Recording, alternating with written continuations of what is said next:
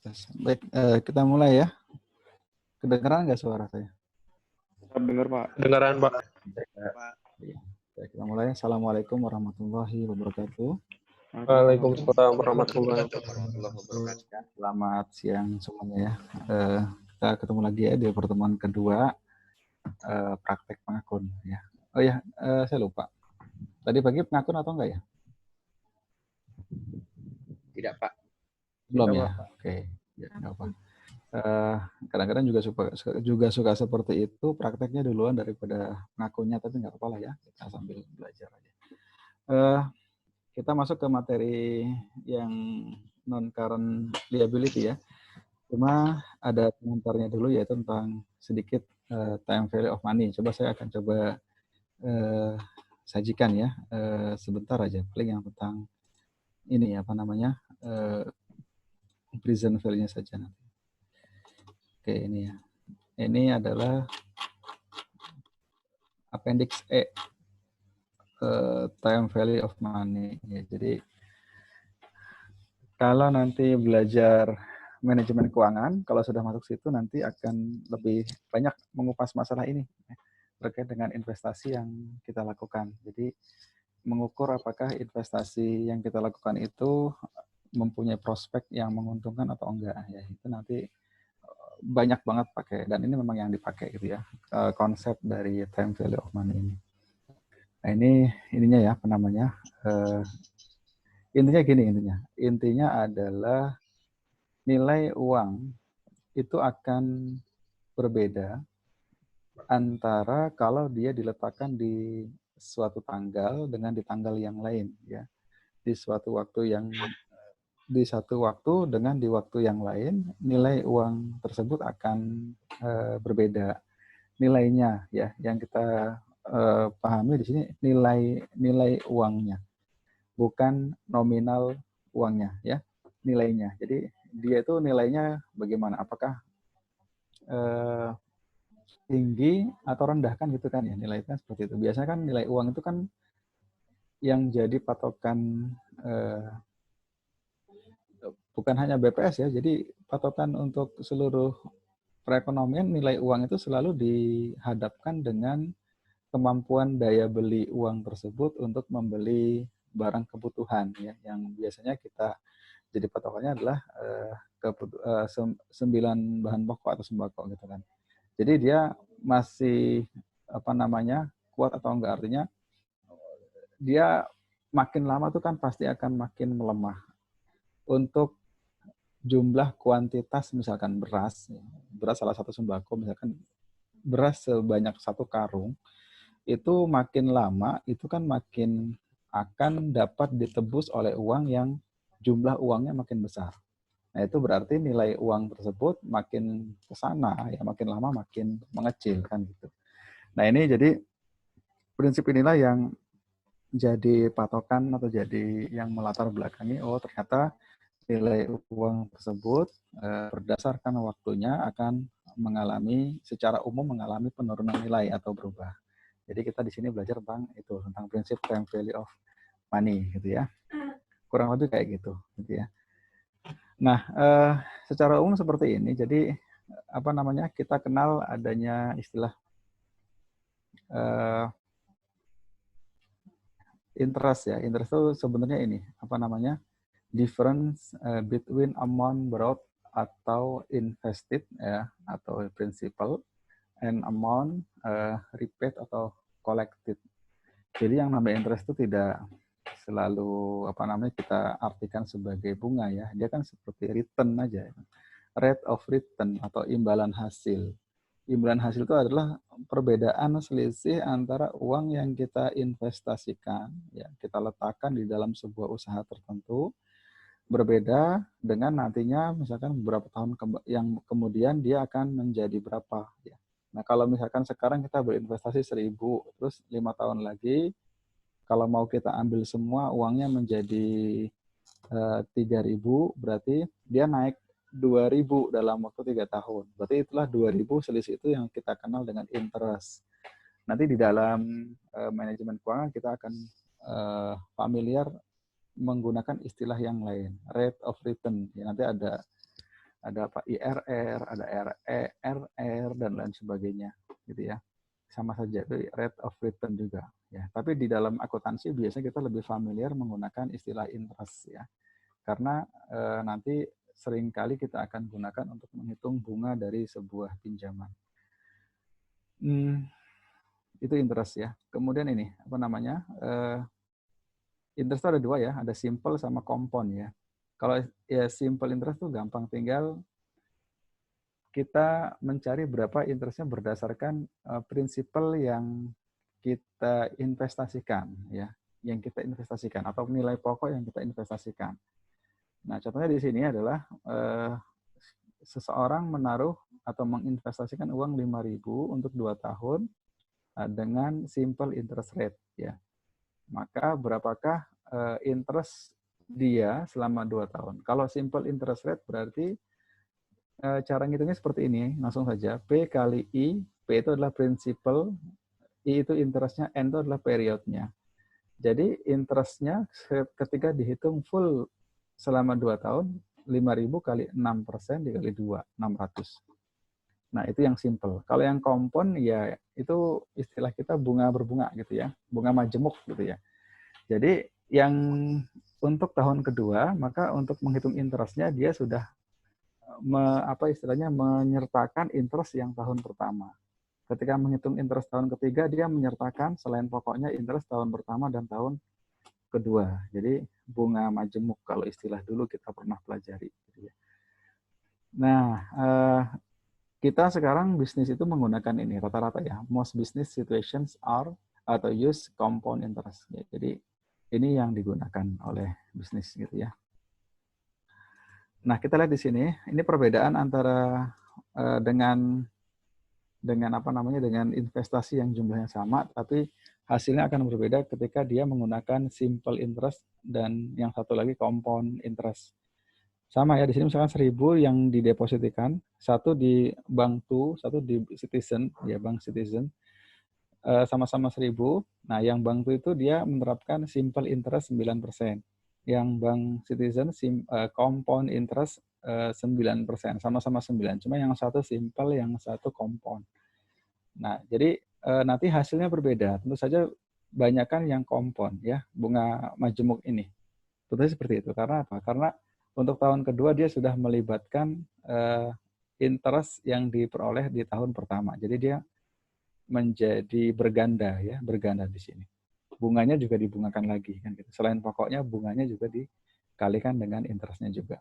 Kalau yang simple tidak ya, 1.000 terus 1.000, dia stagnan.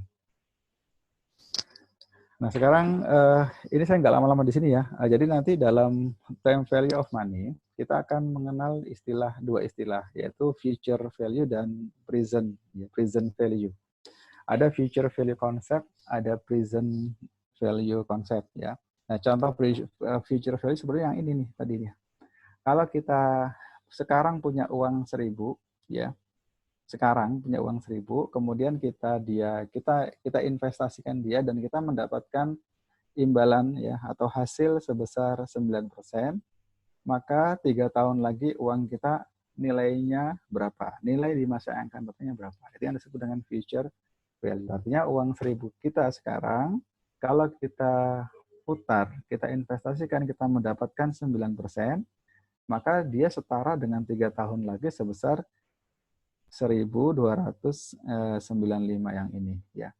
Nah, ini kan tadi ya, most situation of business dia use compound interest ya. Jadi kita nanti akan pakai yang sebelah kanan semua gitu ya. Itulah future value ya. Ini kalau kita rumuskan seperti ini, jadi kita tidak mesti menghitung kayak gini. Kita langsung hitung dengan rumus kayak gini aja juga bisa. Future value itu sama dengan apa? Ya sama dengan prinsipal 1.000 tadi, kita kalikan dengan 1 tambah I. I-nya 9, pangkat N. N-nya berarti 3. Gitu ya. Maka tadi ini ya, yang barusan hasilnya 1295,03. Tanpa membuat tabel, dengan rumus future value, kita bisa menemukan hasil di tahun keberapapun. Kalau kita pengen tahu di tahun kelima, maka N-nya kita ganti 5 saja. Nanti hasilnya akan sama. Kalau kita pengen tahu di tahun ke-40, berarti N-nya kita ganti 40. Pangkatnya ini kita ganti 40. Maka nanti kita 40 tahun lagi uang itu kalau nggak kita apa-apain, nggak kita pakai, nggak kita ambil, dia akan menjadi jumlahnya sekian, gitu ya. Itu yang konsep future value. Nah, nanti baik future value atau present yang akan kita pelajari nanti, present value, ada yang ada yang sifatnya single amount atau single sum dan ada yang annuity. Maksudnya gini, kalau yang single amount berarti uang itu kalau yang future ya, uang itu kita investasikan sekali, ya sekali saja. Nah kemudian kita nggak ngapa-ngapain, kita diemin aja gitu kan. Sampai nanti berapa tahun lagi kita ambil. Itu berarti single amount. Artinya uang kita serahkan hanya sekali. Nanti ada juga yang sifatnya kita nabung, tapi nabungnya rutin ya, nabungnya rutin. 1.000 tahun pertama, kemudian tahun kedua kita serahkan lagi 1.000, tahun ketiga serahkan lagi 1.000 dan seterusnya ya. Itu kan nabung rutin gitu ya. Nah, kalau seperti itu berarti dia sifatnya annuity tabungannya atau investasinya. Ya. Maka untuk mencari nilai berapa future value-nya, kita akan menggunakan rumus future value yang annuity ya gitu ya. Kalau yang ini, yang barusan ini, kita berarti sesuai dengan soalnya ya, kita berarti ini langsung menyatakan future value yang 1.000 contoh 1.000 ini adalah future value dari single amount.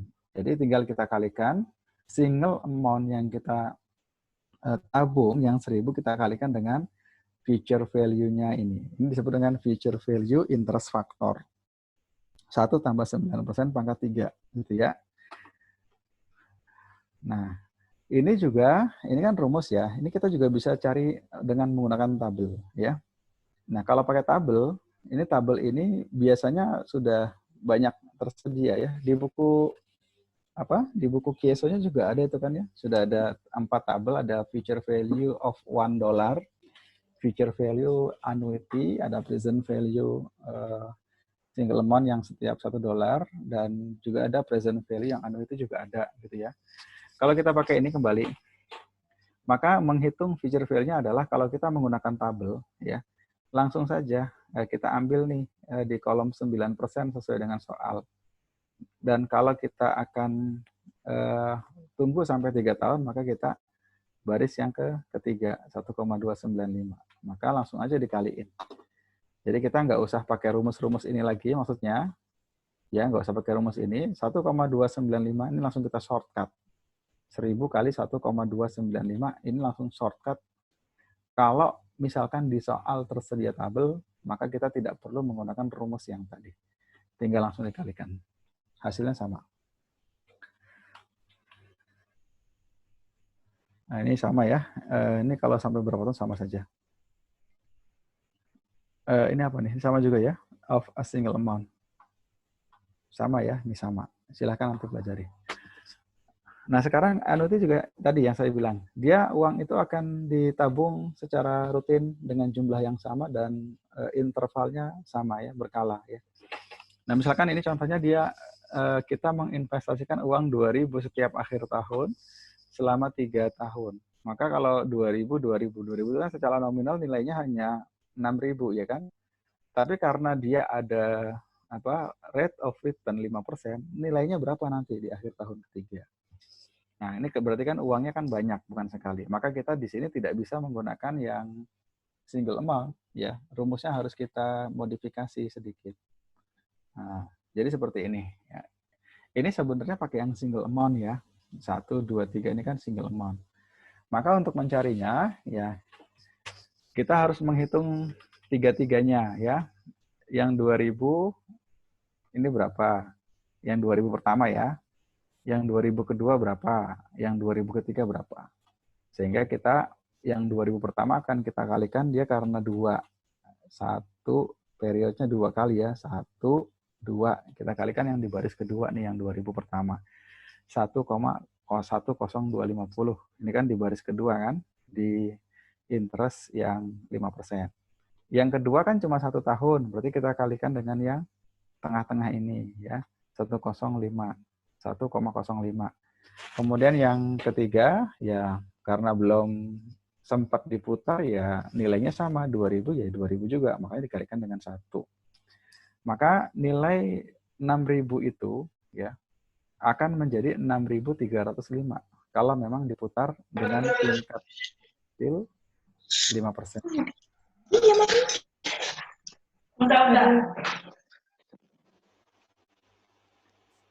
Oke, ini sama ya. Ini silakan nanti ini dipelajari sendiri. Karena kita nanti di dalam apa namanya non current liability nggak belajar future value. Ini saya lewatin aja ya. Nah sekarang nih present value nih. Nah ini yang akan kita gunakan. Nah ini prinsipnya seperti ini. Present value itu sebenarnya nilai sekarang ya, nilai kini. The value now of a given amount to be paid or received in the future assuming compound interest. Jadi nilai sekarang dari apa? Dari uang yang akan kita bayar atau uang yang akan kita terima ya di masa yang akan datang. Misalkan kita akan dijanjiin sama orang misalkan dikasih 1 miliar gitu ya, 10 tahun lagi. Nah, 10 miliar itu kan 1 miliar tadi saya ngomong 1 ya, 1 deh ya. 1 miliar itu kan 10 tahun lagi atau 1 miliar itu kan baru akan kita terima 10 tahun lagi.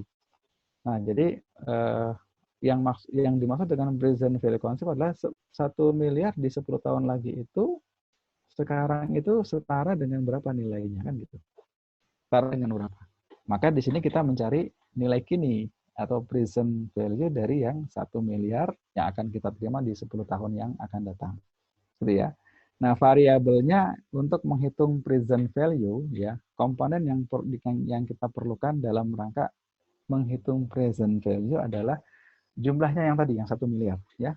Jumlah yang akan terjadi di masa yang akan datang, future amount. Tadi 1 miliar ya. Kemudian untuk mencari present value, kita juga harus tahu itu mau diterima kapan gitu ya. Jadi length of time-nya berapa? Length of time-nya berapa lama? Ya berarti kalau soal tadi, berarti 10 tahun. 10 tahun gitu ya. Sehingga length of time-nya, number of period, ya bisa kita bilang itu juga 10 gitu ya. Yang berikutnya adalah, yang belum disebutkan di contoh yang sederhana tadi adalah untuk menghitung present value, kita perlu tahu berapa rate interest rate-nya atau discount rate-nya ya. Ini interest juga. Nah, discount rate atau interest rate ini biasanya yang paling umum dipakai adalah kalau untuk menentukan nilai uang, ya tentu saja nilai inflasi perkiraan rate inflation rate ya atau persentase inflasi di selama 10 tahun. Misalkan misalkan inflasi yang kita prediksikan terjadi adalah 7%. Berarti itulah discount rate-nya. Sehingga yang 1 miliar akan kita diskonkan dengan tingkat discount rate sebesar 7%. Misalkan kalau kita patokannya itu. Atau ada juga kadang-kadang orang patokannya adalah SBI, ya, suku bunga Bank Indonesia. Nah, tapi kalau perusahaan itu kan dia mandiri. Biasanya dia mempunyai yang namanya internal rate of return. Ya, dia mempunyai prediksi sendiri terhadap return hasil usaha dia. Dia punya sendiri. Ada juga yang kita sebut external rate of return. Mungkin dia melibatkan rate of return dari perusahaan sejenis, itu juga bisa. Jadi banyak banget ya. Yang jelas rate of return atau interest rate ini harus ditetapkan di dalam soal supaya kita bisa menghitung berapa present value dari nilai uang yang akan terjadi di masa yang akan datang. Ya, ini variabel-variabel dari present value. Nah, bagaimana cara menghitungnya? Ya sudah. Ya, kalau tadi future value kan dikalikan dengan present future value interest factor istilahnya yang tadi ya. Ya yang 0,1, sekian itu namanya future value interest factor. Jadi prinsipalnya dikalikan dengan itu aja udah selesai kalau pakai tabel gitu ya. Nah, ini sebenarnya sama saja. Kalau itu dikali berarti ini dibagi gitu kan. Jadi mencari present value adalah future value yang tadi sudah kita tetapkan yang sebesar 1 miliar. Kita bagi, kalau mau kita bagi dengan ini. Dengan future value. Ini kan future value interest factor. Atau kalau mau kita kalikan, jadi present value dikalikan dengan 1. Ya kalau kita kalikan begini.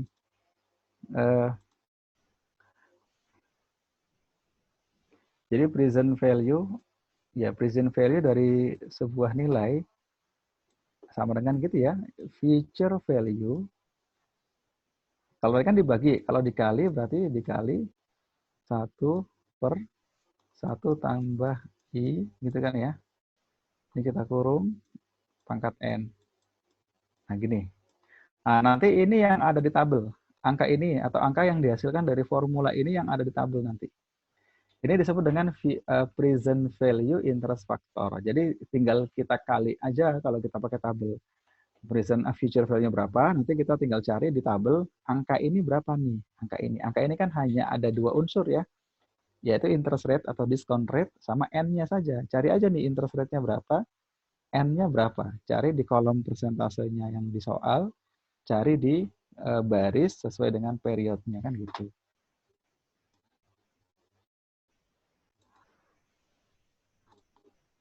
Saya kembali ke sini ya. Nah, sekarang contoh ya. Ini misalkan kita menginginkan rate of return atau kita apa di sini kata dia? 1 tahun ya. Kita menginginkan atau kita dijanjikan akan mendapatkan uang 1.000 dalam setahun.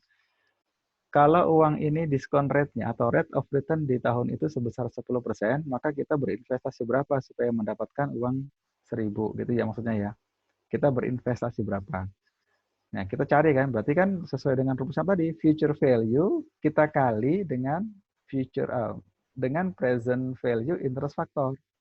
Jadi future value yang 1.000 ini kita kali. Ini kalau kita kali berarti di present value. Jadi 1 per 1 tambah 10% pangkat 1 ya.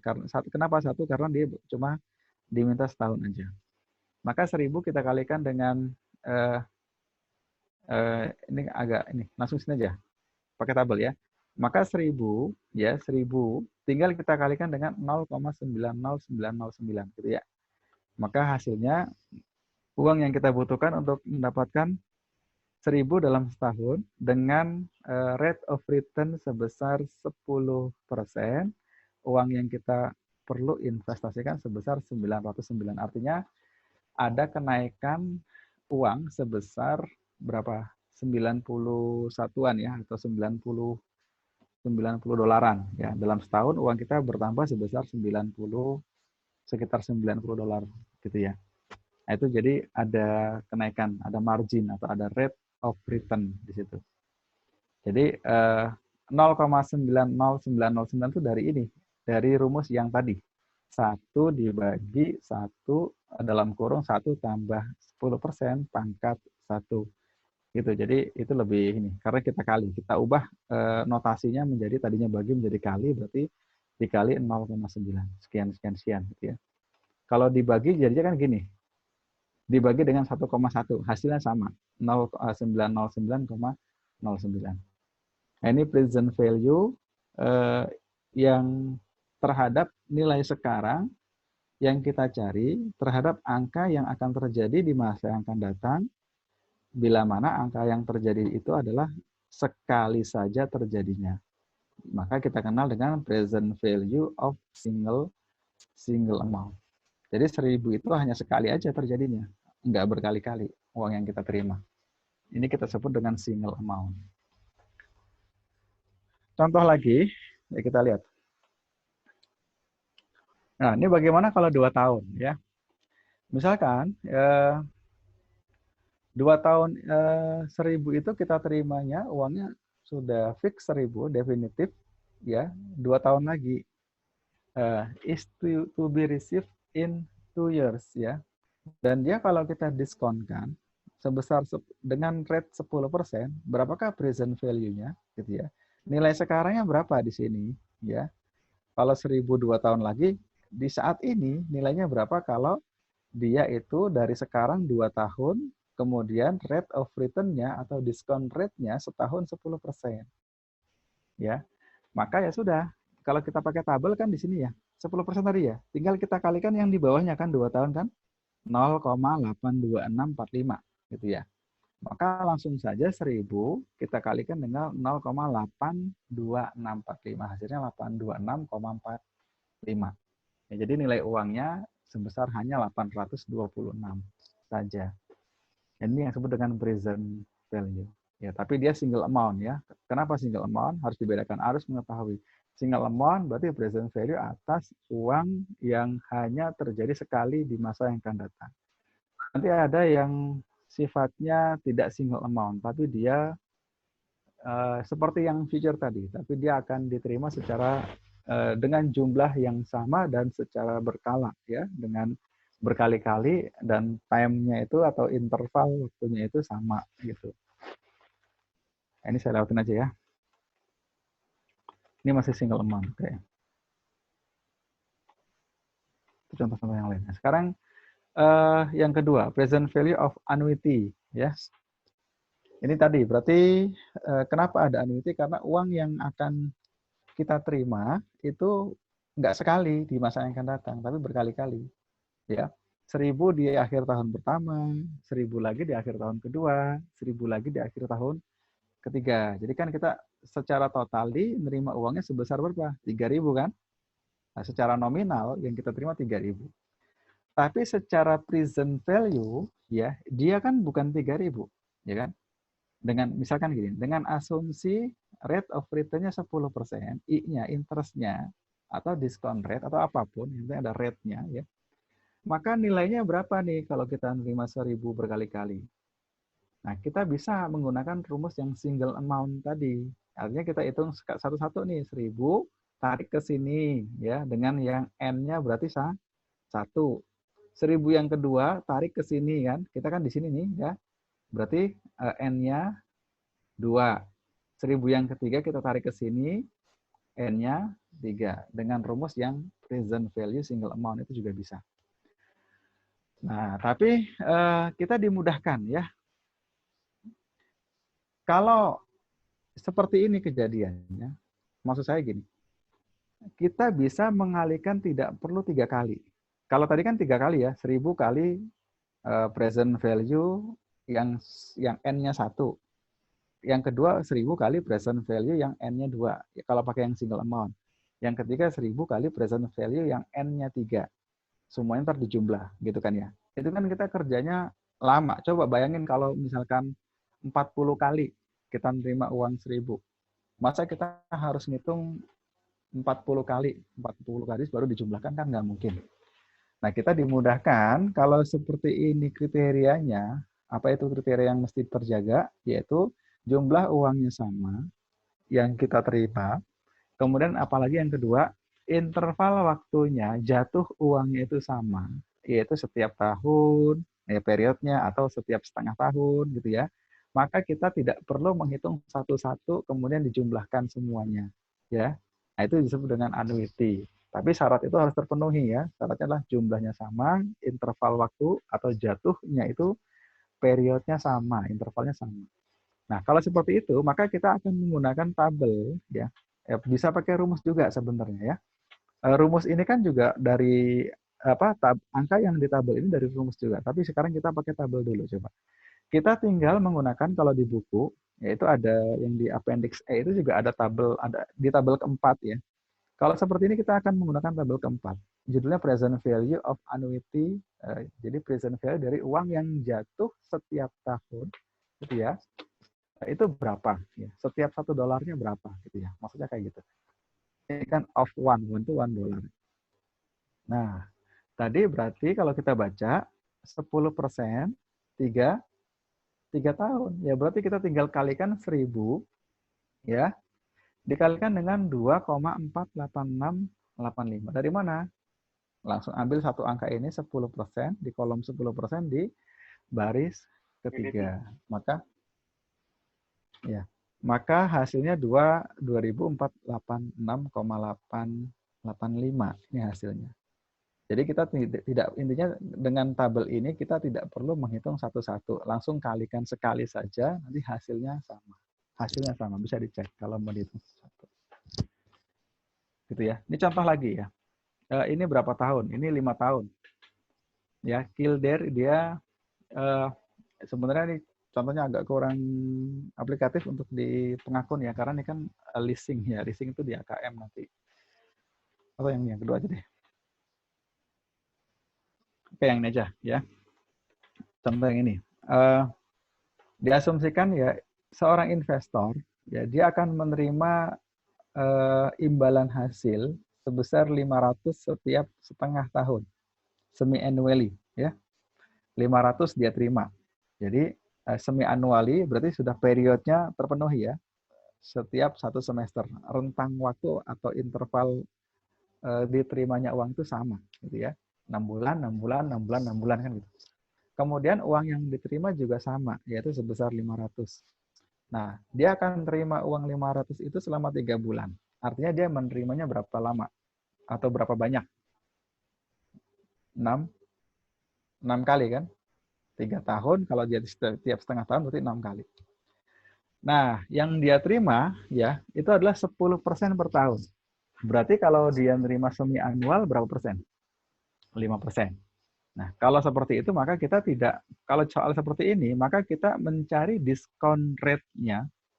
Ya, ini kan diskon rate ya, bisa disebut sebagai diskon rate atau present present value interest factor ya, yang annuity. Kita bukan pakai yang 10% 3 tahun, bukan pakai yang 2,4 ini. Ya, kita pakai sesuai keterjadiannya uang tersebut. Dia uang itu berapa persen? Identik dengan berapa persen yang 500? 500 berarti bukan 10% kan ya? Dia identik dengan yang 5%. Ya, 10% itu kan annually. Ya. Maka kita pakai yang 5%. Ya, terus dia berapa kali jatuhnya? Jatuhnya sebanyak 6 kali, yaitu 5,075 dan sekian. Gitu ya. 5,07569.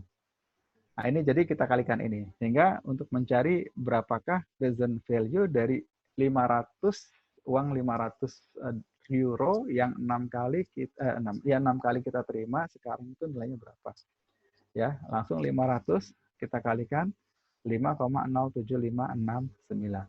Jadi uangnya itu sekarang nilainya setara dengan 2.537. Ya, setara dengan itu uangnya ya. Ini apa namanya? Bond ya. Yang note juga sama nanti ya. Nah, sekarang kita lihat ini sebenarnya lanjut ke materi kita ya, dia nyambung. Dia ingin apa namanya? Menyambungkan antara konsep time value of money, khususnya present value ya, konsep dengan transaksi non-current liability ya, dengan bond atau long term note ya. Kenapa? Karena transaksi ini, non-current ini sangat memakai konsep present value ya, sangat memakai ya. Tahu dari mana? Ya memang aturannya seperti itu di seluruh apa namanya? Ya di seluruh dunia ya. Hampir seluruh dunia memakai seperti itu. Dia memakai prinsip present value ketika mentransaksikan pinjam meminjam uang ya. Nah, kalau long term note atau bond ya, bond itu obligasi ya. Kita kan mengetahui obligasi itu sifatnya adalah kalau kita sebagai bondholder ya, kita membeli obligasi maka kita akan nanti ya, kalau kita memegang obligasi kita akan nanti mendapatkan uang ya kan di masa yang akan datang. Uangnya apa? Terdiri dari dua item ya. Item yang pertama, uang itu merupakan yang kita terima adalah merupakan interest yang dibayarkan secara berkala. Ya, bisa tahunan atau bisa setengah tahunan. Uang yang kedua yang akan diterima uang apa? Jenis yang kedua, tentu saja pokok dari pinjamannya atau nominal rate, nominal nilai nominal dari obligasinya atau face value dari obligasinya ya, atau prinsipalnya juga sama. Nah, uang yang berupa interest ini kan kita terima kan secara berkala ya, periodik ya kan, series gitu ya. Setiap tahun dapat 5.000, tahun depan dapat 5.000, sampai nanti akhir tahun dapat 5.000 plus kalau di akhir jatuh temponya plus prinsipalnya. Maka yang interest itu mempunyai sifat annuity. Kemudian yang prinsipal yang kita terima pada saat jatuh tempo mempunyai sifat single amount atau single sum. Ya. Nah, gitu ya. Nah, sekarang kalau misalkan seperti ini, obligasi ini kan kalau ceritanya adalah obligasi 5 tahun, ya, umurnya atau jatuh temponya 5 tahun, ya, diterbitkan dengan eh, kontraktual rate atau nominal rate, ya, obligasi itu ada interestnya. Interestnya bisa ada tercatat di dalam dokumen obligasinya 10%. Dia akan memberikan imbalan sebesar 10% setahun kepada pemegangnya, kan gitu. Nah, kita lihat dia berumur 5 tahun. Face value-nya atau nilai nominalnya atau prinsipalnya sebesar 100.000. Artinya 100.000 akan dibayarkan oleh perusahaan penerbit obligasi saat akhir tahun kelima umur dari obligasi itu, gitu ya, pada saat jatuh tempo. Nah, bunganya tapi interestnya dibayar setiap setengah tahun. Berarti yang 10% tahunan ini dibagi 2 pembayarannya, ya, 5%, 5%. Ya, 5% di setengah tahun pertama, 5% setengah tahun berikutnya, dan seterusnya. Jadi bukan 10, ya, tapi dicicil lah istilahnya, ya, dibagi 2. Maka gambarnya kan kayak gini ya. Jadi dia di periode pertama, semesteran pertama akan seorang bondholder akan menerima 5.000. Periode yang kedua menerima 5.000. Yang ketiga 5.000 dan sampai 10. Nah, di periode ke-10 selain 5.000 dia juga menerima prinsipalnya. Tapi lihat antara interest dan prinsipalnya angkanya beda, maka dia tidak bisa digabung dalam menghitung. Yang bisa digabung dalam menghitung adalah yang annual ini, yang jumlahnya sama, intervalnya juga sama. Maka kalau kita ditanya jadinya berapa nilai sekarang dari obligasi ini, kalau dia ceritanya kayak gini, gitu ya. Nilai sekarangnya sudah. Yang pertama kita cari dulu dari 100.000 ini present value-nya berapa. Nah, dia berunsur kalau kita lihat single sum, berarti dia bukan annuity, sehingga dia akan kita kalikan dengan tabel yang single sum, present value yang single sum. Tidak ada tulisan annuity-nya, berarti single sum. Nah, sekarang di kolom berapa, baris ke berapa?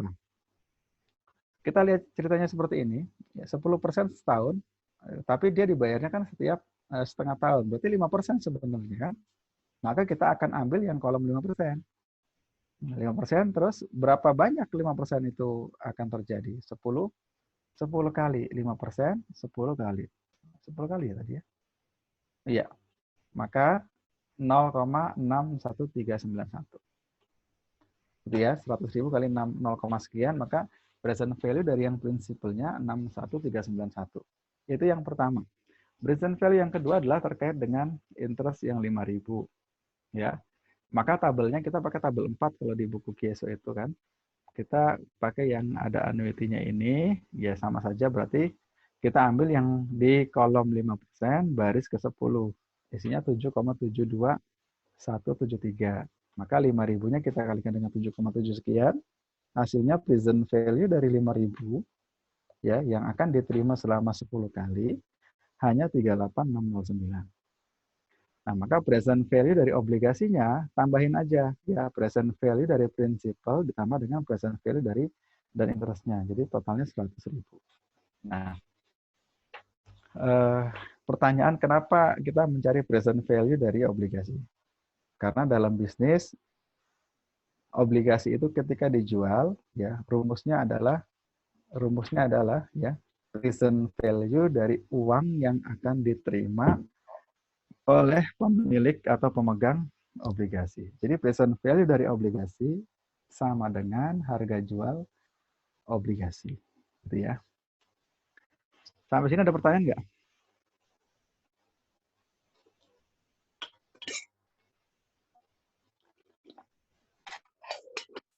Izin bertanya, Pak. Boleh. Yang terkait bond tadi 5.000 itu dapat dari mana, Pak? 5.000 itu dari sini, dari ini ya. Kan ceritanya gini, a bond issue of, jadi bond itu menyatakan dia akan memberikan bunga sebesar 10% setahun. Ya, tapi bunganya dibayar setiap setengah tahun. Sehingga yang dibayarkan berapa? 5%. Gitu ya. Setiap tahun, setiap setengah tahun 5%. Ya sudah 5% kali berapa? Kali dengan 100.000, maka dia hasilnya 5.000. Oh, gitu siapa? Makasih, Gitu. Pak.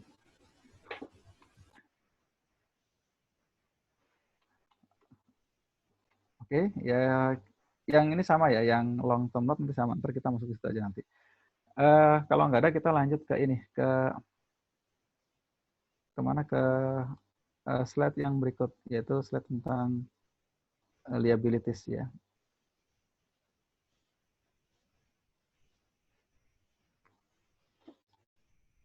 Ya.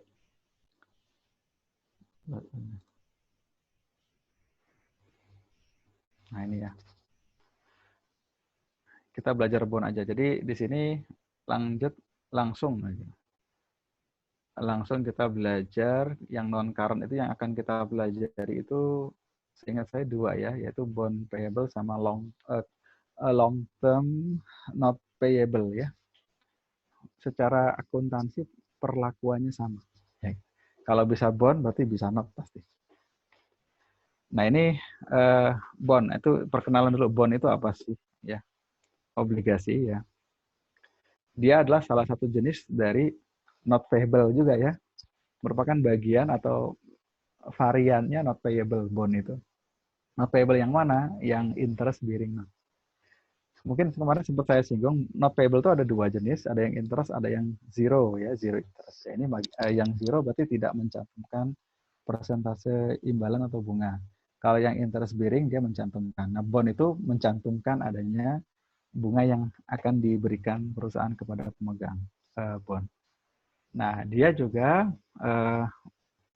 bond itu biasanya diterbitkan oleh perusahaan dalam rangka apa? Dalam rangka untuk mendapatkan jumlah uang yang sangat besar, ya, to option large amount of long term capital. Jadi untuk mendapatkan jumlah uang yang sangat besar dalam rangka pembiayaan. Not payable nggak bisa sebesar bond. Bond pasti akan sangat besar sekali yang akan diraup atau diperoleh oleh perusahaan ketika dia menjual obligasi. Ya seperti kemarin ya, obligasi COVID yang tenornya berapa? 40 tahun gitu kan. Itu kan dalam rangka untuk menghasilkan uang triliunan. Itu nggak mungkin pemerintah dengan dengan soft loan, dengan Jepang, dengan IDB, dengan IMF nggak mungkin dapat sampai sekian triliun. Ya, kalau obligasi bisa. Nah, kemudian kenapa perusahaan memilih menggunakan dalam rangka mencari capital ya, long term capital yang dengan menggunakan bond? Kenapa? Karena ada 3 keuntungan dibandingkan kalau dia mendapatkan pembiayaan atau uang dari penerbitan saham. Yang pertama adalah keuntungannya dia tidak memberikan kontrol kepada orang lain ya. Jadi si peminjam kan nggak punya hak untuk bersuara. Yang kedua adanya penghematan dari sisi pajak. Yang ketiga EPS-nya makin besar. Ini contohnya kayak gini. Ya ini pengantar aja sih. Kalau perusahaan membutuhkan uang pembiayaan dalam jumlah besar, dia bisa pakai plan A atau plan B. Plan A dia menerbitkan saham, plan B dia menerbitkan obligasi. Nah, kalau pakai saham, ya cost of capital-nya atau cost of share-nya ya, biaya untuk dalam rangka penerbitan saham tersebut ya, atau efek dari penerbitan saham itu kan dividen ya kan. Kalau menerbitkan saham, perusahaan wajib bayar dividen, itu kan biaya. Tapi dividen tidak boleh dimasukkan ke dalam income statement. Maka dia tidak menambah expense, sehingga nanti kalau dia tidak menambah expense, dia akan menghasilkan net income sebesar 1.050.000. Tapi kalau dia pakai plan B, mengisu bond kan cost of capital atau cost of debt-nya ya, adalah interest. Interest expense itu masuk ke dalam struktur dari income statement. Sehingga apa? Net income-nya lebih kecil. Kalau net income-nya lebih kecil, tentu saja tax-nya yang dibayarkan lebih kecil. Ya, itu advantage atau manfaat yang pertama. Yang kedua adalah ini yang paling bawah. EPS-nya lebih besar kalau dia mengisu bond. Kenapa? Karena jumlah saham yang outstanding menjadi tidak sebesar kalau dia mengisu share. Ya, pembaginya lebih kecil. Ya sudah ya, sekedar pengayaan saja. Nah, bond ada tipe-tipenya, ada yang secured, ada unsecured ya, yang dijaminkan, ada yang tidak dijaminkan, ada yang convertible, ada yang callable ya. Callable ya, callable. Dijaminkan, rata-rata memang dijaminkan ya, rata-rata ya. Jarang sekali yang tidak dijaminkan, tapi rata-rata dijaminkan. Misalkan membangun pabrik, uangnya tidak ada, dia menerbitkan saham, maka secure-nya itu dengan bangunan pabrik tersebut, gitu. Itu ya. Atau pemerintah kan berkali-kali tuh ya, pemerintah itu menerbitkan sukuk atau obligasi ya dalam rangka misalkan membangun jalan tol atau membangun ruas jalan kereta api gitu ya. Nah, itulah bangunan itulah yang akan menjadi jaminan bagi pemegang bond itu gitu ya. Aset itu yang kita sebut dengan underlying asetnya itu apa ya. Aset yang menjadi jaminannya apa kan gitu. Nah, itu yang disebut dengan secure bond. Yang unsecured berarti tidak ada ya. Jadi dia hanya menerbitkan saham, menerbitkan obligasi ya sudah nggak ada jaminannya. Itu juga ada. Convertible berarti dia bisa bisa di kapanpun bisa di convert menjadi share atau saham. Callable dia bisa kapanpun ditarik atau dilunasi. Nah, yang berikutnya adalah masih bond basic. Penerbitan bond ini macam-macam aturannya ya. Ini kan hanya ringkasan aja. Jadi ada aturan pemerintah yang harus ditaati, kemudian dia ketika diterbitkan harus ada persetujuan dari dewan directors atau dewan komisaris dan dewan direksi gitu ya. Kemudian dia juga ditetapkan oleh dewan komisaris dan dewan direksi apanya yang ditetapkan, berapa banyak atau berapa lembar bond yang mau dijual. Terus face value-nya berapa setiap lembarnya, atau nilai nominal atau prinsipalnya, gitu ya, dan kontraktual interest rate-nya berapa yang mau ditetapkan. Nah, kemudian ada juga di bond itu harus di dalam sertifikat atau dokumen bond yang secara legal itu harus menyantumkan janji ya janji. Dia artinya dia memberikan janji kepada pemegangnya untuk membayarkan dua hal, yaitu apa? Bond indenture yang disebut ya, janji itu dia represent to promise to pay ya, represent a promise to pay apa? Menjanjikan pembayaran dua hal. Yang pertama adalah prinsipalnya atau utang pokoknya yang akan dibayarkan di tanggal jatuh tempo. Dan yang kedua adalah membayarkan interest-nya yang akan jatuh secara periodik gitu ya. Jadi ada dua hal yang akan dibayarkan, itu disebut dengan bond indenture tadi. Nah, ini tambahnya interest-nya biasanya setiap setengah tahun gitu ya. Ini sama tadi yang terakhir. Nah, ini contoh aja, ini contoh yang sekarang kan kebanyakan kan bond itu sudah paperless ya, jadi tidak ada lagi tuh yang berbentuk sertifikat kayak gini. Tapi ini gambaran aja. Nah, bond trading ini dalam transaksi penjualan obligasi. Kalau yang masih suka baca koran bisnis gitu ya, itu biasa ada ya transaksi obligasi per hari gitu ya, dari perusahaan apa. Biasanya informasi yang trading activity daily ini ya, di newspaper atau di financial press publish, biasanya informasi yang biasanya ya yang diberikan oleh koran tersebut ini. Misalkan ada Boeing menjual obligasinya itu akan jatuh tempo 15 Februari 2017 kata koran tadi. Kemudian close-nya harga ya, price ya. Price-nya sebesar 96,595. Ini dinyatakan dalam persentase. Ya, jadi 96,595% kali apa? Kali prinsipalnya atau face value-nya. Yield-nya apa? Ini ada market price. Ya, bunga pasarnya, bunga yang terjadi pada saat itu. Ya, bunga yang terjadi pada saat itu. Kemudian ini adalah jumlah yang diperdagangkan terakhir.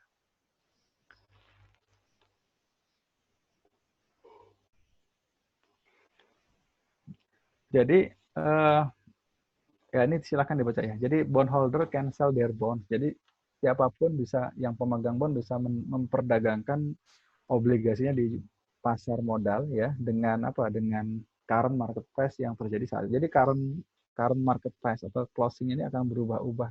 Sejalan dengan yield-nya juga akan berubah-ubah. Yang nggak berubah pada rebound. Yang nggak berubah adalah prinsipalnya sama kontraktual interest rate-nya. Ya. Kalau harganya berubah-ubah. Nah, kita lanjutkan lagi di sini ya. Yang berikutnya, nah ini yang penting. Mulai pelajaran kita yang terkait dengan akuntansi. Menentukan harga pasar dari obligasi, ya. Obligasi kan dijual. Nah, berapa harganya kan gitu ya. Ketika dia dicetak dengan face value 100.000, nanti dijualnya nggak mesti 100.000 gitu. Ketika dicetak dengan nilai misalkan 5.000, belum tentu harganya 5.000 gitu ya. Karena apa? Karena market price dari bond itu merupakan nilai yang dihasilkan dari present value principal yang pertama ditambahkan dengan present value interest yang akan dibayarkan oleh perusahaan. Seperti yang tadi barusan kita pelajari di slide appendix E tadi. Nah, jadi bisa terjadi kemungkinan ada perbedaan. Gitu ya. The current market price itu adalah present value dari bond yang merupakan hasil perhitungan 3 variabel. Yang pertama jumlah yang akan diterima. Ya tadi ya, berarti apa? Principal sama interest. Yang kedua, waktunya ya. Dia kapan mau diterima, 5 tahun lagi, 10 tahun lagi dan sebagainya. Yang ketiga adalah tergantung market interest rate pada saat diperdagangkan. Ya, ini yang perlu diperhatikan. Jadi bond itu kalau kita belajar bond ya, nanti kita akan dihadapkan dengan 2 informasi interest rate. Ya. Yang pertama adalah kontraktual interest rate ya, yang interest rate yang tercantum dalam dokumen legal bondnya ya, dan itu nggak berubah-ubah. Kalau Dewan Direksi menetapkan 10% ya 10% gitu kan.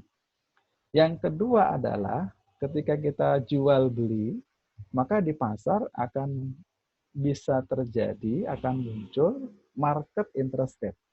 Kalau market interest rate, maka setiap hari akan berubah. Tentu saja nanti antara kontraktual rate-nya dan market rate-nya akan terjadi, bisa terjadi selisih ya, perbedaan. Ya.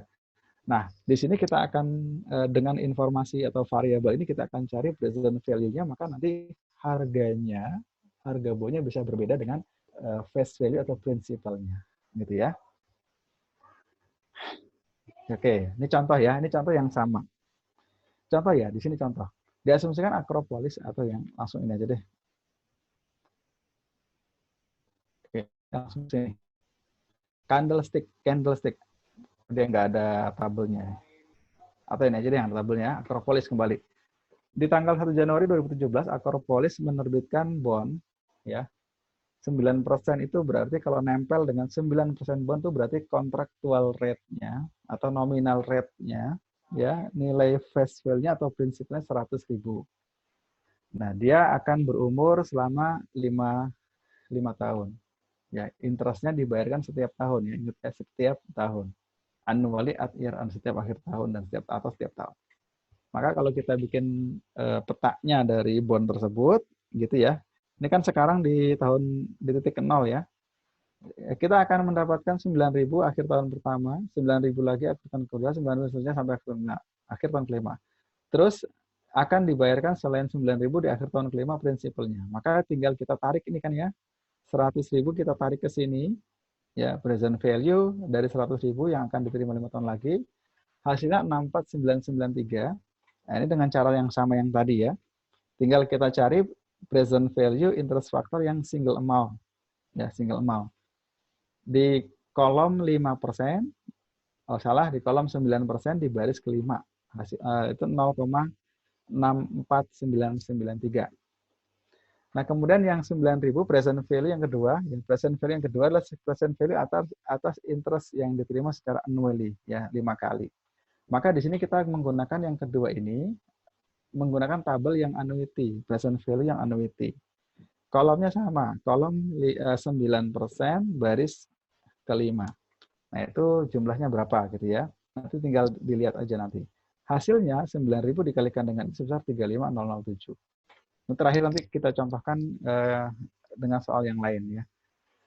Nah, maka market price dari bondnya tinggal tambahkan aja antara present value principal dengan present value dari interestnya. Maka 100.000. Ini kebetulan sama karena memang dia bikin sama ya. Apanya sama? Antara market rate-nya dengan contractual rate-nya sama. Kalau market rate sama dengan contractual rate ya. Di sini nggak disebutin sih ya. Makanya agak kurang tadi saya mau pindah, ini agak kurang informatif. Harusnya market rate-nya sebesar sama 9%. Maka kalau sekali lagi kalau market rate sama contractual rate-nya sama, dia akan diterbitkan atau market price bond-nya, harga jualnya pasti sama 100.000 sama dengan apa? Sama dengan prinsipalnya. Gitu ya. Saya lanjutin dulu ya, nanti tinggal kita diskusi. Jurnalnya gimana? Ya jurnalnya gampang ya. Ini contohnya candlestick sama seperti yang tadi. Cash payable gitu ya. Kemudian ketika di akhir tahun kita akan catat interest expense, interest payable. Awal tahun kita bayar interest payable pada cash. Nah, ini yang tadi yang saya sebutin ya. Ini kesimpulan dari contoh yang hanya sebagian ya. Tadi kan contohnya kan hanya yang ini aja kan. Yang tengah ini contoh tadi. Contoh tadi adalah bond yang diterbitkan antara contractual interest rate dengan market interest rate itu sama ya.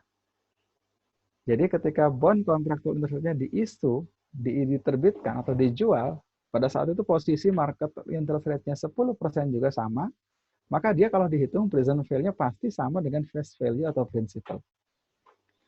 Nah, tapi kalau bond itu tadi kontraktualnya 10%, nah pada saat dijual, market interest rate-nya sebesar 8%, maka dia akan dijual, kalau kita hitung, kalau kita present value kan dijual lebih tinggi daripada prinsipalnya atau dijual dengan premium ya, ada selisih lebih. Tapi kalau dia dijual lebih besar, pada saat dijual dia lebih besar, 12% lebih besar daripada 10%, maka pada saat kita hitung present value-nya itu akan lebih kecil daripada prinsipalnya atau dia akan terjual dengan cara terdiskon. Ya, itu kesimpulannya. Nanti kita contohkan yang premium dan yang diskon. Nah, gitu ya. Ini kesimpulannya kayak gitu. Nah, ini contoh ini tidak terlalu lengkap, oleh karena itu kita akan ke ini. Oh, ini ada amortisasi ya. Ya, oke. Kita akan ke contoh saya aja yang saya buat tadi kelas sebelumnya.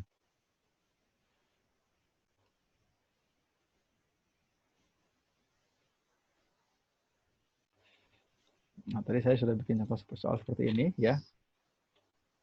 Ya, ini kita lihat di sini. Ini ya. Ini kalau dia diterbitkan dengan kondisi diskon. Tadi gimana kondisinya?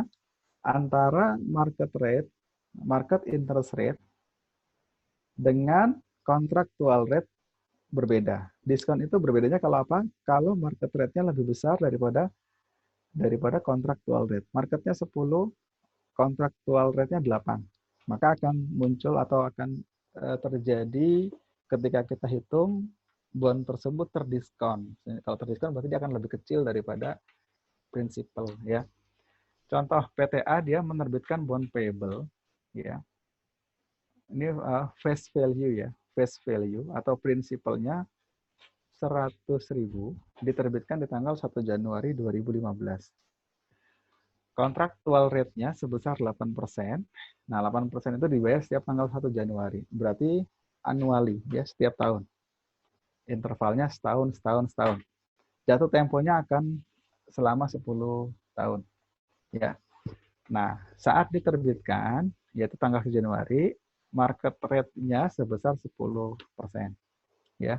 Market rate-nya sebesar 10%.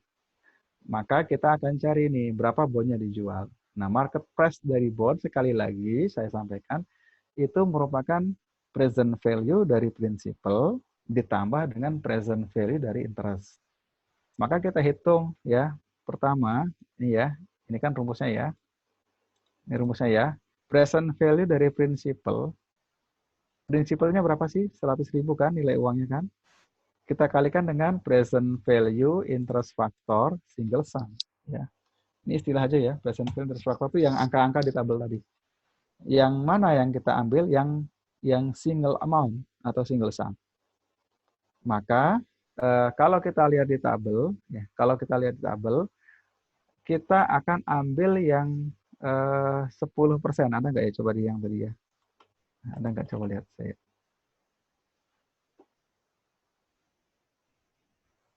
%? Oh ya ada. Ya nih.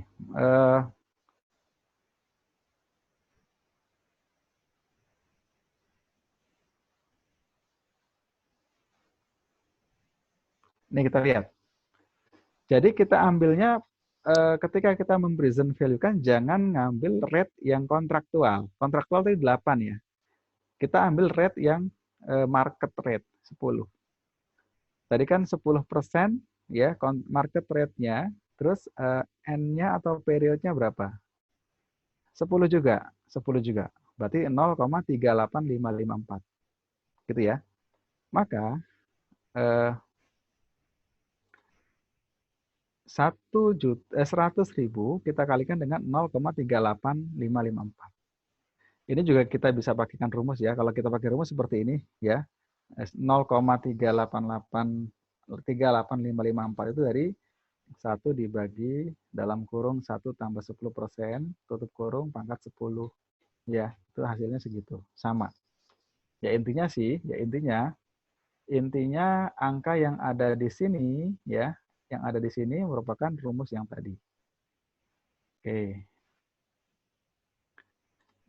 Nah, berikutnya adalah kita sudah mencari, tinggal kita kalikan. Inilah present value-nya ya. Inilah present value-nya ya. Sama dengan 38554 dari yang 100.000. Ya. Yang kedua, kita carikan present value dari interest ya. Interestnya berapa sih yang dibayar kalau dari soal? Setiap tanggal 1 Januari. Interest itu merupakan dicari dari kontraktual interest rate. Kontraktualnya berapa? 8%. Ya, dikalikan dengan prinsipalnya sebesar 100.000. Berarti setiap tahun dia akan mendapatkan atau memberikan bayaran si PTA sebesar 8.000 kepada pemegang obligasi. 8.000. Nah, inilah yang kita akan carikan present value-nya. Nah, kita kalikan dengan present value interest factor annuity ya. Annuity ya. Nah, di kolom berapa? Kolomnya sama. Kolomnya kita pakai yang market rate 10%. N-nya yang 10. Coba kita buktikan. Ada atau enggak ya. Jadi jangan pakai tabel 3, tapi kita pakai tabel 4 ya. 10% tadi ya. Kemudian dibaris ke 10, 6,14457. Jadi 8.000 tinggal kalikan 6,14457, itulah present value dari 8.000 yang diterima selama 10 kali dalam jangka waktu 10 tahun. Itulah kurang lebih cara bacanya. 6,41766. Nah, jadi gini ya, 6,144 sekian ya, sama ya depannya ya. 6,144 tadi 5 berapa tadi ya? Ini 57, beda dikit. Nah, ini juga bisa kita cari dengan rumus ya. Saya tidak pakai tabel. Saya nyari dengan rumus. Rumusnya tadi atau sudah saya ini ya. Mungkin coba. Rumusnya ini saya sudah sempat share. Nah, ini kalau rumus present value yang single sum. Kalau present value interest factor yang annuity ya, rumusnya adalah 1 diambil 1 bagi 1 tambah I, ini pangkat N ya, dibagi I. Ini present value interest factor. Jadi dengan rumus ini kita akan mendapatkan, kalau ini kita ganti menjadi berapa tadi? 10%. N-nya kita ganti menjadi 10. I-nya kita ganti Ini kita isi dengan 10% ya. Ini kalau kita ganti dengan 10%, ini juga 10%, 10% juga ya. Ini iya. Ini juga 10, maka hasilnya adalah tadi. Hasilnya sebesar ini 6,14457. Maka present value dari 8.000 kita tinggal kalikan jadi 49.157. Maka market price atau harga jual obligasi adalah 38 tambah 49 8771. Jadi terbukti ya ketika dia market rate-nya lebih besar daripada apa namanya contractual rate-nya, bond itu akan dijual dengan harga yang lebih kecil atau terdiskon. Ini disebut dengan terdiskon. Selisihnya adalah ya berarti 100.000 dikurangi dengan diskonnya ini. Ya, 12 ini diskonnya ya. 12.289. Dia dijual dengan 87. Maka kita jurnalnya gini, cash bond payable langsung. Perusahaan ketika menjual hanya mendapatkan 87 ya sudah 87711. Nah, ini jurnal ketika sekalian jurnal bondnya ya. Sebelum jurnal kita lihat, kita buktikan kalau dia sebaliknya. Tadi kan katanya kalau market rate-nya lebih kecil, maka dia akan terjadi premium ya atau kelebihan harga.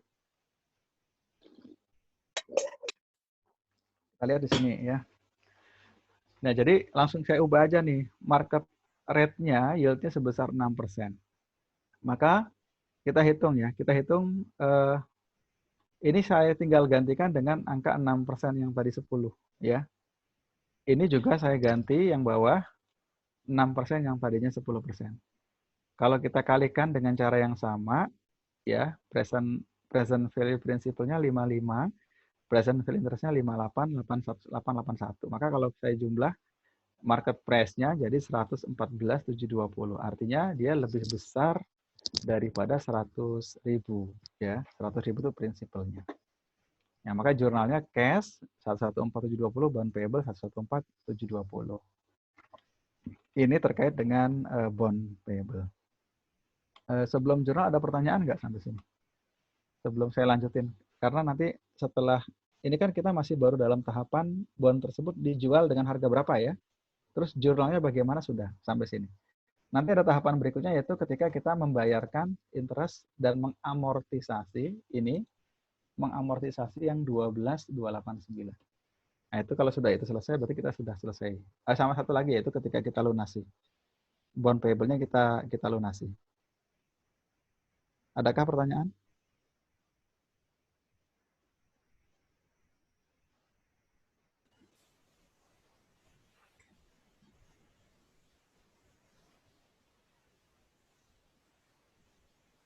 Tidak ada, saya lanjutin ya.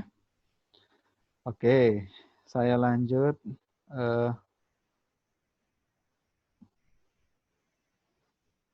Kita lanjutkan. Kita lanjutkan ke tahapan berikutnya ya. Kita baru sampai sini. Bond diterbitkan dengan harga berapa, kemudian jurnalnya bagaimana. Ini sebenarnya sama saja dengan yang di slide ya. Tapi slide itu tidak selengkap dengan yang dicantumkan di RPS. RPS kita harus mengetahui sampai detail kayak gini gitu ya. Ya sudah, ya kita lanjutkan dari sini. Nanti ntar Excel-nya saya kirim nanti nih.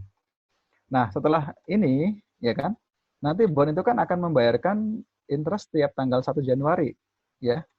Nih ya, jadi tahun depan ini kan 1 Januari 2015. Setahun berikutnya dia akan kita bayarkan cash sebesar 8.000 kan ya. Tapi yang perlu kita ketahui adalah bond itu ya karena sudah dari sini ke sini kan sudah setahun ya.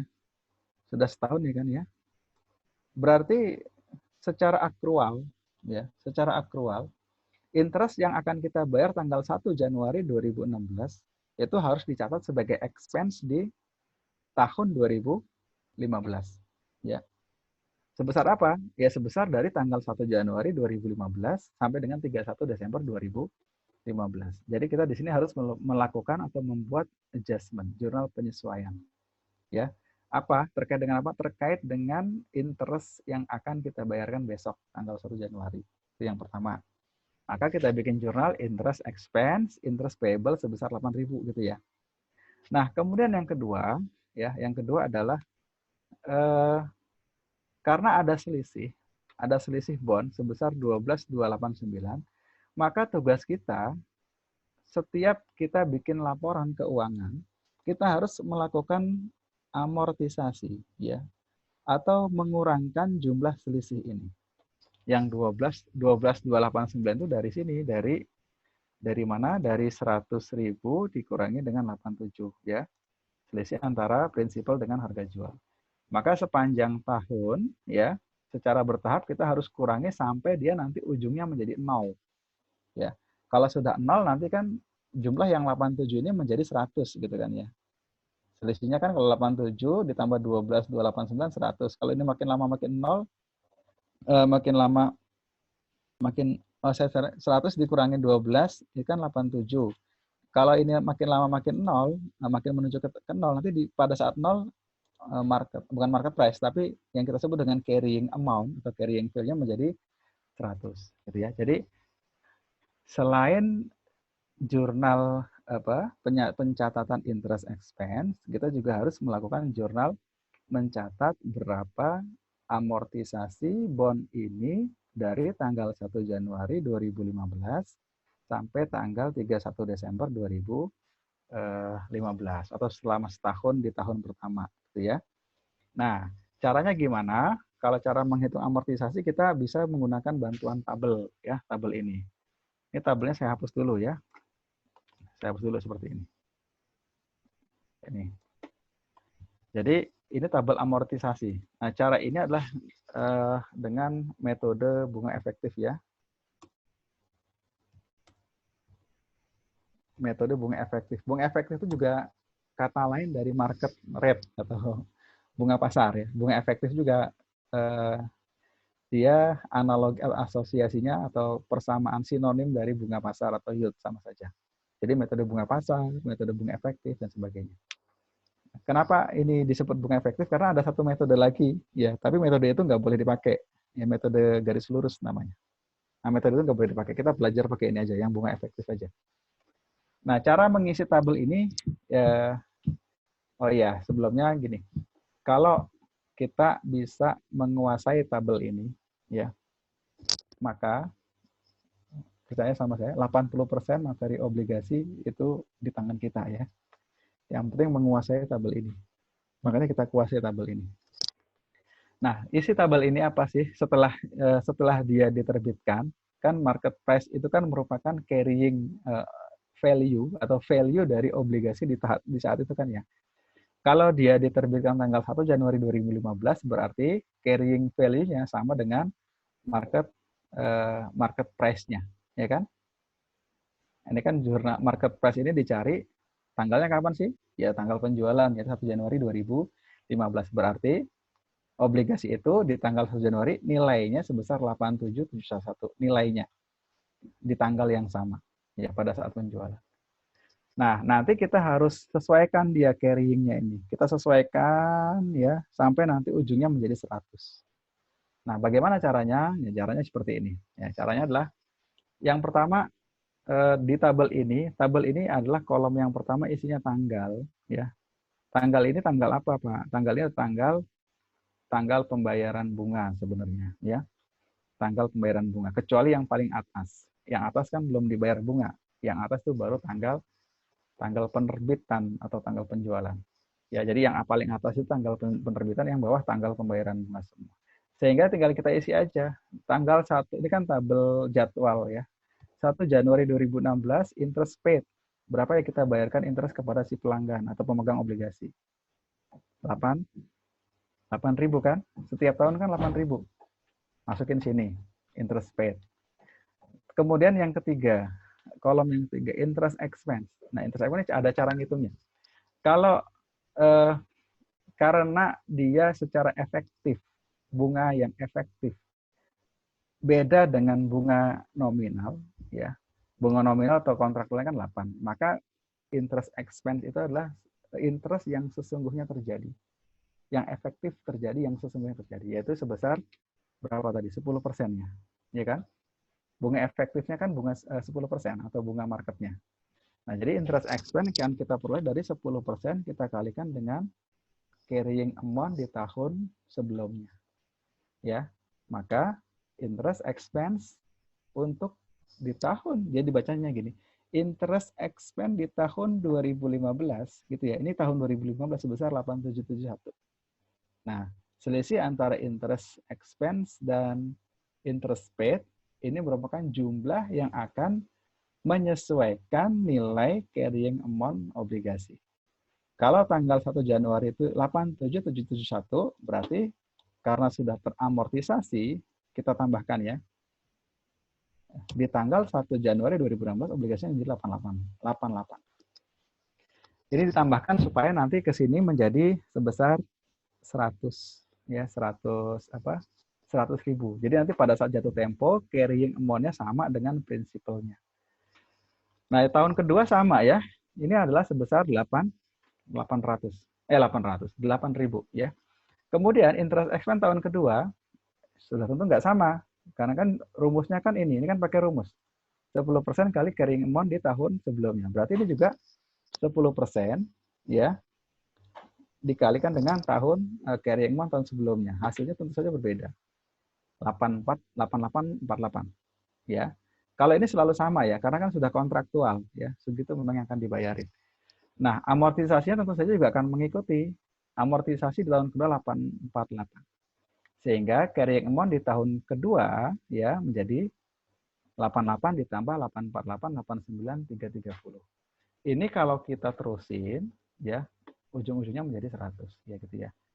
Nah, ini adalah tabel amortisasi. Kalau kita sudah megang ini, sudah bisa ini ya, maka jurnalnya tuh udah gampang banget. Tinggal nggak usah ngitung, tinggal ambil angkanya gitu ya. Jadi gini, ya kita lanjut ke jurnal. Jurnal di akhir tahun. Interest expense, interest payable merupakan interest yang akan kita bayarkan, ya kan? Yaitu besok, yaitu 8.000. Ambil dari sini kan? Nah, ambil dari sini. Dari 8.000 ini. Interest payable ya 8.000. Besok mau dibayar. Kemudian jurnal berikutnya kita ingin menambah nilai atau mengamortisasi, ya amortisasi itu berarti akan menambah nilai obligasinya ya. Kita akan menambah carrying amount obligasi. Maka kalau kita tambah, yang tadinya kan dia didebet sebesar 87, kita akan debet, salah. Yang tadinya dia kita kredit sebesar 87, dia akan kita kredit lagi sebesar ini angka amortisasinya, 771. Maka jurnal untuk amortisasinya adalah interest expense, debit 771, bond payable sebesar 771. Artinya interest expense-nya berapa totalnya? Interest expense totalnya sebesar 8771, sama kan? 8771. Gitu ya. Kalau ini jurnal 2 ini kita gabung ya. Maka jurnalnya kayak gini kalau kita gabung. Ini kalau kita gabung ya, kalau digabung. Kalau kita gabung dia menjadi interest expense, langsung ambil sesuai dengan namanya interest expense ya, 8771. Interest payable yang besok kita bayar 8.000, kemudian bond payable 771. Jadi biasanya, praktek biasanya adalah kita langsung gabung pakai ini jurnal analitik. Tinggal ngambil angka yang ada di sini untuk yang di tahun pertama. Tahun kedua ya tinggal pakai yang ini. Tahun ketiga pakai yang ini. Dan seterusnya sampai selesai. Gitu ya. Nah ini terkait dengan transaksi obligasi ketika sudah kita terbitkan ya. Maka tahun berikutnya seperti ini. Nah, besoknya ya ini sama ya. Besoknya kita tinggal bayar tanggal 1 Januari. Berarti interest payable-nya kita tinggal nolin. Kita debit, cash-nya kita kredit sebesar 8.000. Nanti tanggal 31 Desember, jurnalnya kayak gini gitu ya. Pakai angka yang ini. Terus besoknya tanggal 1 Januari 2018 ini 8.000 dan seterusnya sampai selesai. Ada pertanyaan sampai sini? Izin bertanya, Pak. Ya, silakan. Jadi kita tuh bisa menentukan tabel amortisasi ini di awal ya, Pak, karena kita Betul. pakai market rate-nya itu pada saat penerbitan obligasinya. Iya, betul ya. Memang untuk tabel ini kita langsung bikin aja di awal karena tabel ini adalah tabel ini memang dihasilkan dari market rate yang terjadi pada saat di awal dijual. Nanti ketika besoknya atau sebulan lagi marketnya berubah, ya nggak masalah kan, kita pegangannya adalah pada saat market rate yang di awal. Nggak usah diubah lagi market rate-nya dengan perkembangan besok gitu ya. Karena sudah dijual di awal, ya sudah, kita pegang yang di awal. Sehingga ya pertanyaannya kalau bisa dibuat di awal, iya sangat bisa. Ya, memang harus dibikin di awal. Gitu ya. Supaya menjadi panduan kita nanti ketika untuk mencatat transaksi obligasi yang berikutnya gitu ya. Itu jelas? Pak. Jelas, Pak. Jadi patokannya market rate di saat menjual ya, di awal. Nanti marketnya berubah, Pak, besok berubah, udah bukan 10, 9, ya nggak masalah. Kan sudah kita jual, kontrak kita kan dengan yang beli 10%. Yang 9% kan bisa jadi dengan orang lain gitu ya. Kecuali dijual separuh 10%, seminggu lagi, separuhnya lagi 12%, maka itu kita akan punya 2 tabel ya dengan jumlah obligasi masing-masing yang diterbitkan. Nah, ini kan asumsinya dijual semua dengan satu market rate yaitu 10%. Ada lagi nggak? Oke. Kalau nggak ada terakhir ya obligasi. Nah, ini tadi kan kita jurnal ini penerbitan.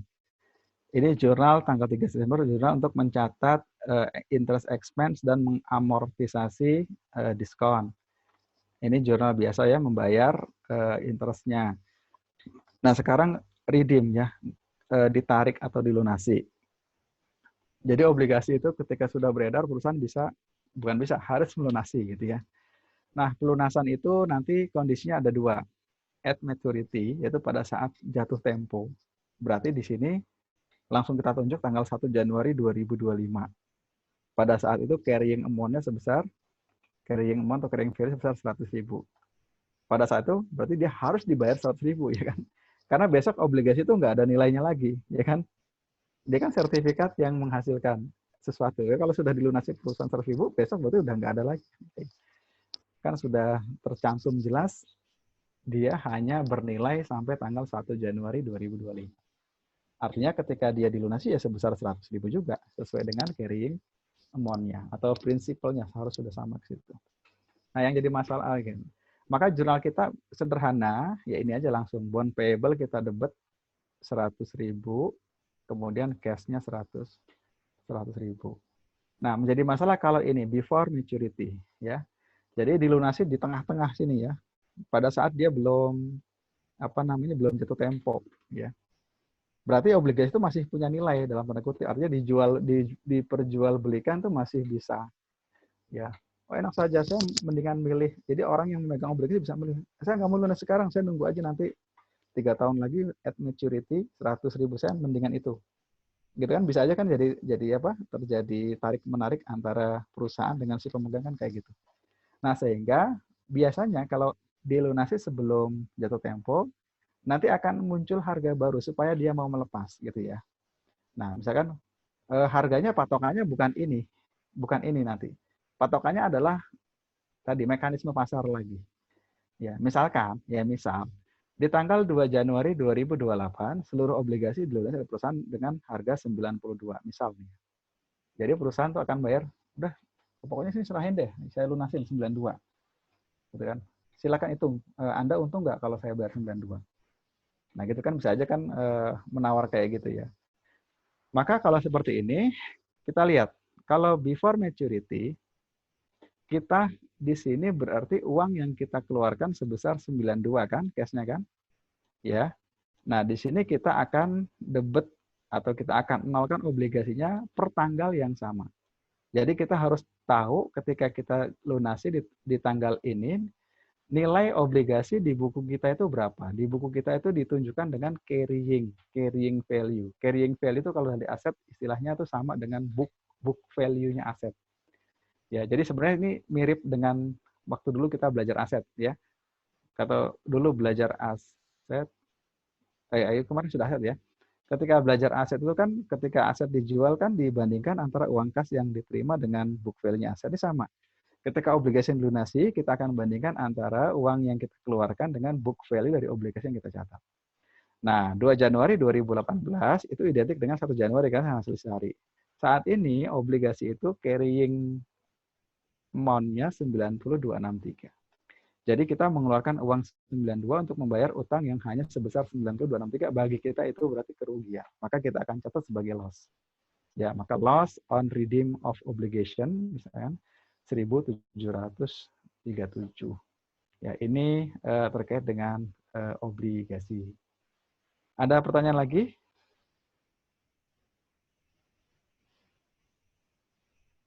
Kalau nggak ada, coba. Ini berarti sudah selesai. Ini kalau misalkan nih, kalau dia dilunasi dengan harga 80, berarti untung ya, gain. Intinya kalau uangnya lebih kecil daripada, uangnya lebih kecil daripada carrying-nya, maka di sini bukan loss, tapi gain. Tapi ini sebaliknya, kalau uangnya lebih besar daripada carrying amount-nya, maka dia loss. Ya, nanti tinggal dibalik aja. Nah, sekarang coba, karena saya sudah bikin ini ya, bagaimana kalau kita bikinkan ininya, tabel amount yang premium. Tadi kan kita sudah belajar ini ya, bagaimana kalau kondisinya premium gitu ya. Premium ya. Kan diterbitkan 114. Sama juga. Nanti carrying amount-nya di tanggal berapa di sini? Tanggal 1 Januari 2015. Ini dengan asumsi coba memorasnya ditarik ya. Soalnya ini jadi soalnya sudah saya rubah ya. Kondisinya adalah obligasi ini diterbitkan dengan premium. Kalau premium berarti bunga pasarnya lebih kecil daripada bunga kontraktual. Sehingga ketika kita cari harga jualnya menemukan angka 114.720 kan. Ini adalah carrying amount pada tanggal 1 Januari 2015 sama dengan market price. Maka kita taruh di dalam tabel, kita taruh di paling kanan, carrying value atau carrying amount. Ya, 114.20. Nah, dengan kondisi premium sama seperti yang diskon, interest rate-nya berapa? 8.000 kan? Kan kontraktual, ya kan? Sudah nggak bisa berubah. Dan dia akan selalu 8.000 seterusnya sampai bawah. Gitu ya. Gitu kan ya? Ini nggak akan berubah. Nah, yang berubah di sini yang berbeda. Kalau tadi interest expense berapa kali berapa? 10%, Pak. Nah, kalau ini berarti berapa kali berapa? 6%. 6%. Ya, betul. 6% kali. Ya, Pak. Kali ya? Carrying 14. amount. Carrying Betul. amount. Nah, berarti amortisasinya selisih juga kan? Selisih antara ini dengan ini. Ya, 8.000 dengan 6.883. Nah, yang harus hati-hati bedanya di sini. Kalau yang diskon, ketika mencari carrying amount kan ditambahin. Kalau ini diapain? Jangan ditambah ya, dikurangi. Dikurangkan. Ya, dikurangi dengan amortisasinya. 113.603. Jadi dia turun nanti di bawah jadi 100. Gitu ya. Nah, ini kalau saya terusin 100 juga. Jadi ini kalau kondisinya adalah dia bukan diskon tapi premium. Nah, jurnalnya sama ya, jurnalnya sama. Tinggal terusin aja yang kayak gini. Berarti di tanggal, kalau kita, ini kan tanggal 1 Januari, ya kan? Nah, kemudian di tanggal 31 Desember 2015, jurnalnya adalah interest expense, ya. Langsung ambil aja sesuai dengan kolom namanya berat gitu kan ya. Kemudian lihat 117 itu menambah atau mengurangi? Mengurangi kan? Kalau utang berkurang debit atau kredit? Obligasi itu kan utang, bond payable. Kita ada debit. Berarti bond payable-nya kita debit sebesar 117. Nah, bawahnya baru interest payable gitu ya, sebesar 8.000. Nah, jurnalnya bedanya di sini, di posisi bedanya di posisi bond payable-nya. Ini kita debit. Kenapa? Karena amortisasinya ini sifatnya mengurangi. Kalau utang berkurang, berarti dia akan kita debit. Ini kan kita tambah ya. Bond payable 771 ini kan. Kenapa dia kita ditaruh kredit? Karena sifat dari amortisasi diskon adalah menambah. Kalau utang bertambah berarti kita kreditkan. Nah, hanya ada beda di situ dan dalam perhitungannya. 1 Januarinya ya 2016 sama jurnalnya ya, interest payable pada cash gitu. Ya, sebesar berapa di sini 8. Ini nggak berubah 8.000. 8.000. Nah, kalau ada jurnal redeem ya tinggal nanti di redeemnya kapan? Ya misalkan di redeem ini di apa bukan di at maturity. Kalau at maturity sama saja. Ini misalkan di redeem di tanggal 2 Januari 2023 misalkan. Dia bayar dengan harga 101.000 misalkan. Dia bayar dengan harga 101.000. Untung atau rugi? Coba. Bagi perusahaan, untung atau rugi? Di tanggal 2 Januari 2023. Langsung aja, cash-nya berapa? Cash-nya kredit kan? 101.000 kan? Kalau agak lama, ya langsung aja. Berarti di sini bond payable ya kan? Bond payable-nya kan kita kurangin, ya kita debit. Semuanya, berapa posisi tanggal 2 Januari 2023? 103. Selisihnya di debit apa di kredit? Selisihnya di kredit. Kalau di kredit berarti gain. Untung. Gain on redeem bond payable. Sudah selesai materi kita. Ya ada pertanyaan nggak terakhir?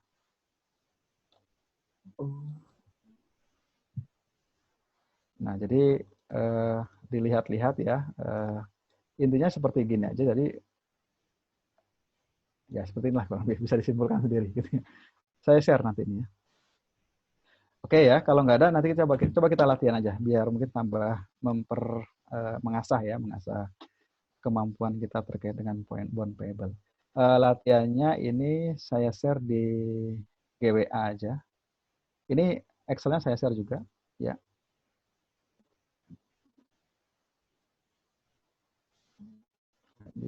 Ini kelas 402 ya. Iya, Pak. Ini silakan. Ini Excel-nya. Ya. Sama soalnya ya. Soalnya nggak semua. Soalnya hanya dikerjakan untuk hari ini yang nomor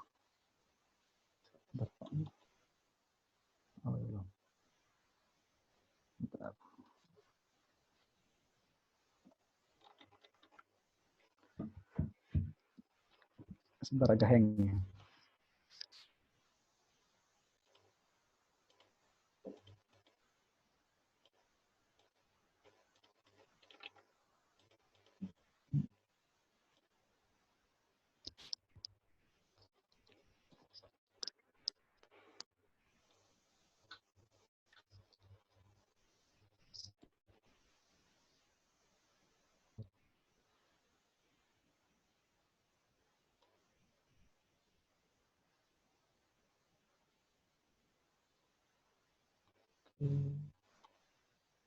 Soalnya